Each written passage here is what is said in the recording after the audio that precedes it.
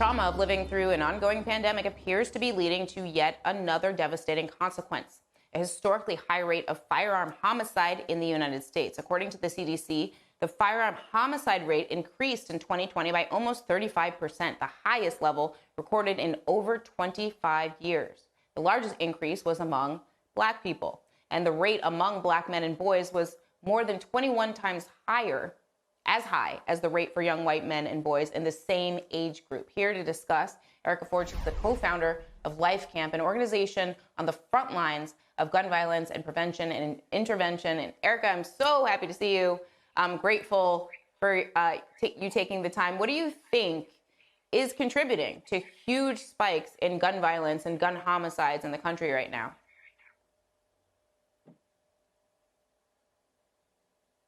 Sorry about that. I don't know. Can you hear me? I can hear you now, loud and clear. Okay. I apologize. I'll ask one more. No, I'll ask one more time. Thank you so much for being here. Erica, what do you think is causing this huge spike in gun violence and gun homicides across the country? So I think, just as your last guest talked about, 1 million people died from COVID. And when we look at 1 million people dying from COVID, what is the impact of that vicariously to the families around, right? What is the lack of ability to get outside? What is the lack of ability to get engaged with the people who you used to work with that helped you deal with your trauma and the things that make you want to even think of picking up a gun, right? The access to more guns in our community all played a role in giving rise to the numbers that we see happening, you know. And as they talked about the preconditions of COVID, the preconditions of violence is poverty, right? If people don't have access to those same resources that we see in other communities, these numbers aren't the same in other communities, right? One thing with COVID, it affected everybody, right? It affected us more because of our worsened conditions in our community. But the same thing with gun violence. It's not happening in other communities. And so what works in other communities, let's implement it in our community. Let's give our children an access to hope and the ability to go outside and play. We don't even have community centers.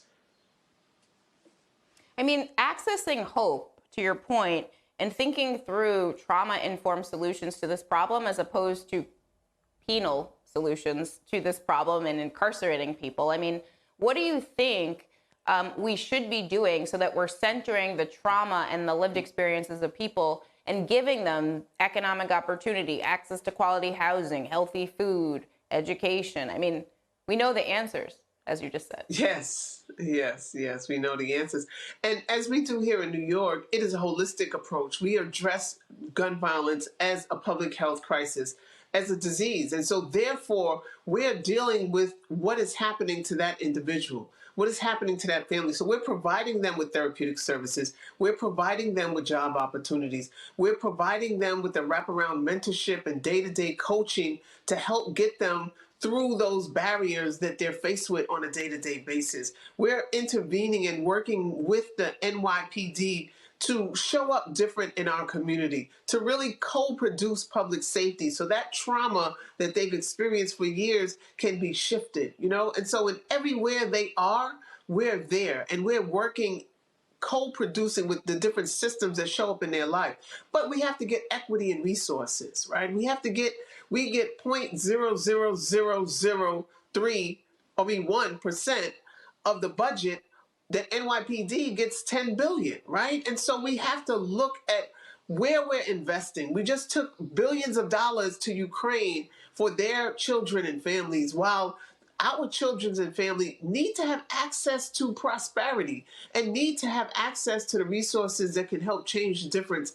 And so let the Build Back Better, the $5 billion in the Build Back Better pass and invest in those groups around the country that work, that are doing the work with no resources now to help alleviate the problem and change the lives of these young people and families in our communities throughout the nation. We just have one more minute here, but in our next conversation, we're talking about trauma, because Kendrick Lamar has an album, and in it he says, hurt people hurt people. I mean, talk about the ways in which on the ground every day you're trying to create space so that people can heal from their trauma? So we have a peace mobile, and we mobilize peace and we mobilize healing because we understand that trauma is in the beginning, the middle, and the end of violence. And so we are facing generational trauma from years of not being given the resources to help us heal, to help us transform. Our children in the 80s and 90s were taken out of their homes in the crack epidemic and given Ritalin and Thorazine and broken up from their families. And so that would cause more trauma and is vicariously going from generation to generation.